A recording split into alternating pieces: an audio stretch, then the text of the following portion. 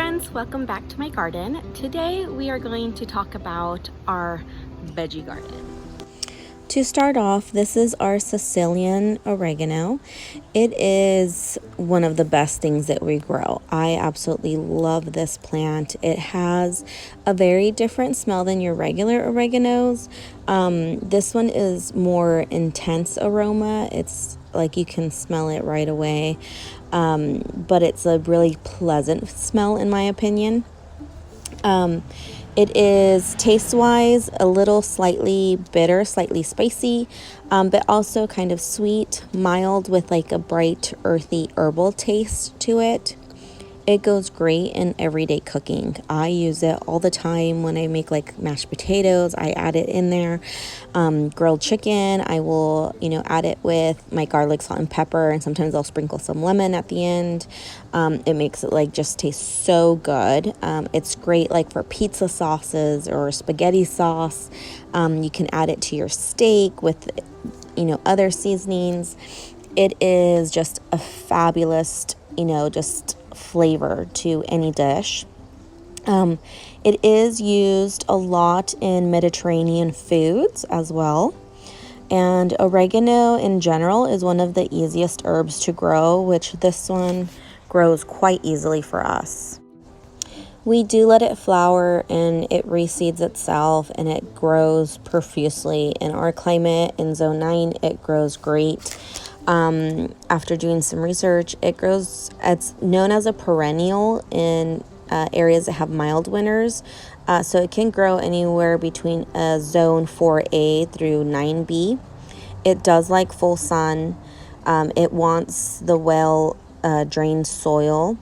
You can grow it in a pot or in a garden. We got this one from my husband's Sicilian grandfather, who originally he had it planted in the ground. We planted it in a pot, and then now we have it in our yard in the ground. And it grows really well in this climate. Here we have our summer squash zucchini. Zucchini is one of the easiest things to grow from seed. If you're thinking about growing some veggies, this would be one of the ones to start with. It requires full sun. You do want to make sure that you have a large spacing area. Here you can kind of see some of the zucchinis that we have. And these orangey flowers are actually also edible. Growing up, my mom would sometimes fry the flowers. They can be fried, stuffed. They're actually quite tasty. But nowadays we just grow the zucchini. We don't really eat the flowers, but they are edible and they are good if you do want to try that. They do require a lot of space, so you want to make sure that you don't plant them too close together to each other or other plants because they need a lot of space. They take about 45 to 55 days to grow. You want to harvest your zucchini when they're about 6 inches big is a good time to harvest. They are grown great in zones 2 through 12. Some of the companion plants that you can grow with it would be like tomatoes, beans, corn, parsley, nasturtiums, are just to name a few. Next we have here is our basil. This year I ended up getting 2 different varieties of basil. One a sweet basil and another the Genevieve's. So this one, we love to use it in our cooking for anytime we make pasta especially, but it tastes so much better when it's fresh and it grows throughout the whole summer. It is quite easy to grow. Just kind of plant it, good soil, water, and sun. It does like a lot of sunlight. So for our garden, we do fence our garden, not because of pests or animals, but because of our kids.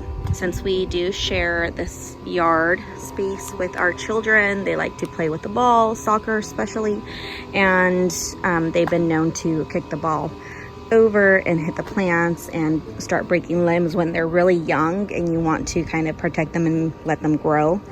As of right now, they have gotten the ball in the fenced area, but it doesn't really cause much damage. And here are our Sweet 100 tomatoes. Tomatoes are one of the easiest veggies to grow. They love a lot of sun and water regularly, and I like to think of them as a low maintenance plant. You can prune them, there's a lot of things you can do. We don't really prune them, we just kind of let them go. We do put the stakes here to kind of keep it contained. We don't use exactly the tomato cages, we use the stakes and rope to kind of keep them upright so that they're not flopping over and all over the place. They do take up quite a bit of room if you let them. So we have, this is probably like 2 feet wide. But the kids love them. They love to come in here every day and pick the cherry tomatoes and eat them nice and fresh.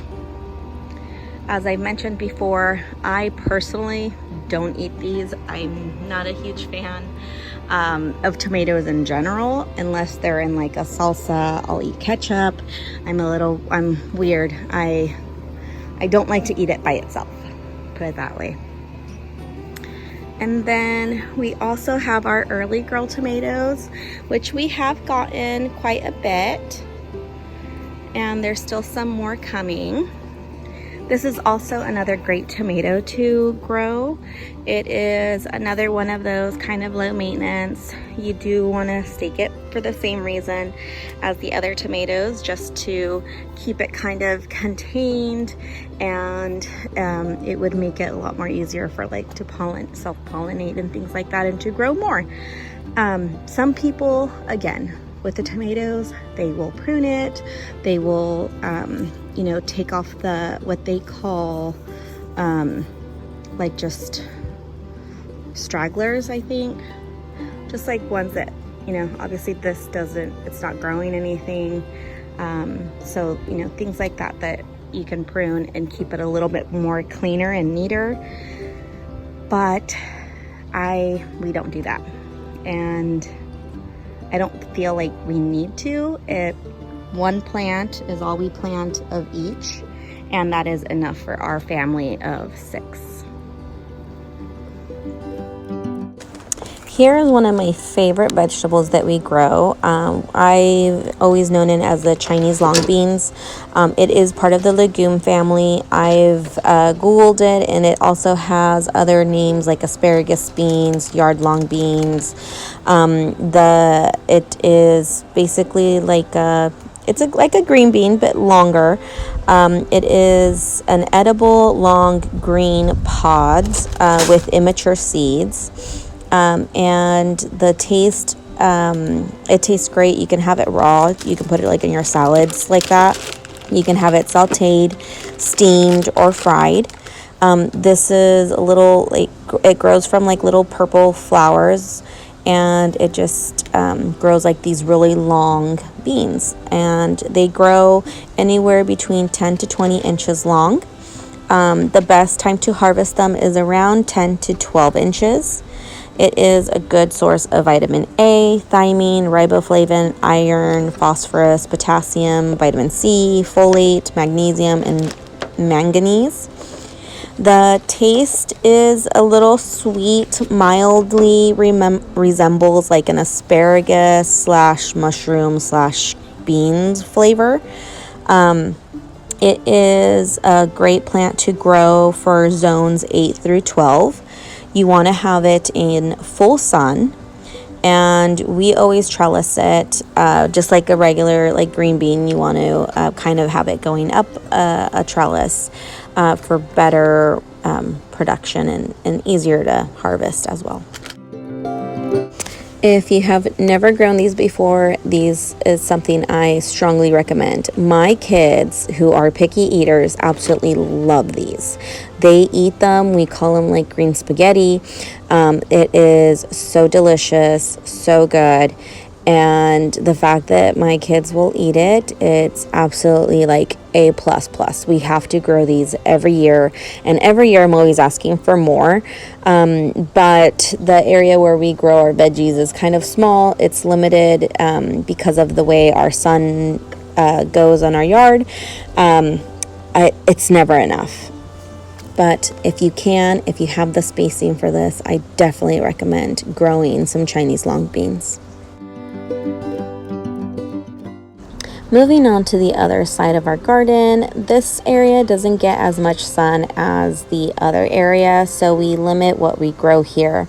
But to start off, we do grow some pickling cucumbers. These pickling cucumbers are great. We started growing them last year, and they do require full sun. They require quite a bit of space, and we do trellis them up. And just to kind of, so that they don't take up so much room. But they're really good. We pickle them kind of like dill pickles is the seasonings and things that we use for it. And it is great in our garden. The variety that we have are the Boston pickling cucumbers. They are great for zones 3 to 12. They do require a lot of water, and they like to be watered deeply and regularly. So keep in mind, if you do decide to grow it like in a pot or something, it might not do as well as in the ground. Like I said, does require quite a bit of space. You do want to trellis it for would be best. And for harvesting them, you want to wait until they're about 6 to 8 inches is the best time to harvest. This is our other basil, and I think this is the sweet one. No, correction. This is the Genovese. It has a different taste than the sweet one. The sweet one almost reminds me of like licorice almost, or not. It's what's it called? Anise is what it reminds me of. We also had planted some eggplant that didn't do so good. It kind of got some bugs attacking it. We did get a few eggplants off of these, but not very many. And I think also they didn't grow very much because not enough sunlight. Everything else kind of has overgrown over it and hasn't given it enough sun. Over here, when I did my August video, I wasn't sure what my husband planted here, but it's actually, he told me after the fact, and it's called Gagoot Solonga. So the gagoots, also known as cucuzza, it's an Italian squash, which is actually technically not a squash. It is a gourd. It originated in Sicily in southern regions of Italy. It is best grown in zone 2A through 11B, and they look kind of like a gourd. They're really long. They taste like a squash though, and they can grow up to 3 feet long. They are best to be harvested around 12 inches. They require well-drained soil, full sun, and to be trellised for better spacing. You don't have to trellis it, but we like to trellis it because otherwise it takes up too much space. They are easy to grow from seeds. We usually grow them from seeds. We inherited these seeds from Grandpa, who was, again, Sicilian. And the seeds actually can be viable and last for a very long time, years.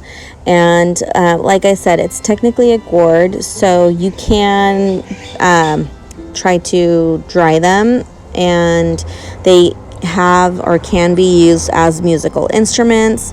birdhouses, containers, things like that, like a gourd would be used for. As far as cooking, you want to cook it for about 45 minutes to cook well. It is great for stews. Like I said, it tastes similar to zucchini. So slightly sweet, slightly bitter. My husband usually will cook it in a stew, or he also makes them into kind of like these like boats where he like trellises. He removes the inside part and he stuffs it with like ground meat and seasoning and kind of like a pasta sauce, which is also really delicious to eat that way. Here I have my blackberries.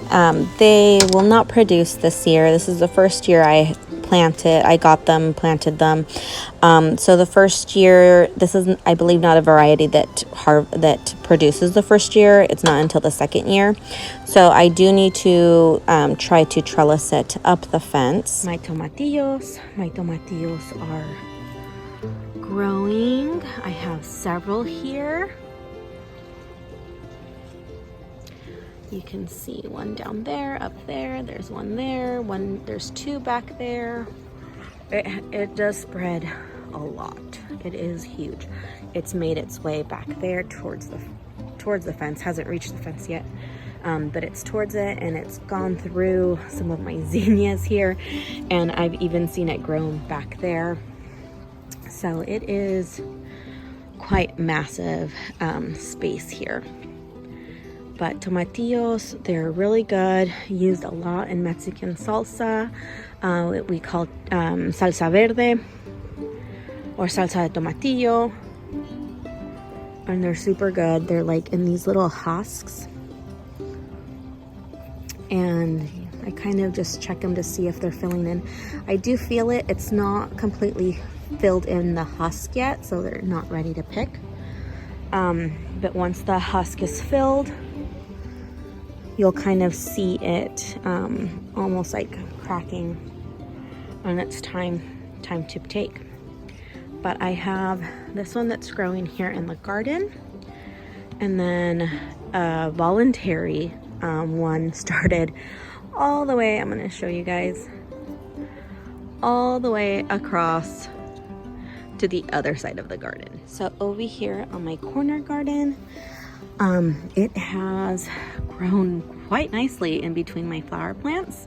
There are several here tomatillos growing. There's two there, and there's three over here. 1, 2, and 3 under this leaf. Actually 4, because there's another one over there. So it voluntarily just started growing here, which I was surprised because that's a long way to seed itself, but I left it, and I'm excited because I'm gonna have a lot of tomatillos to make salsa.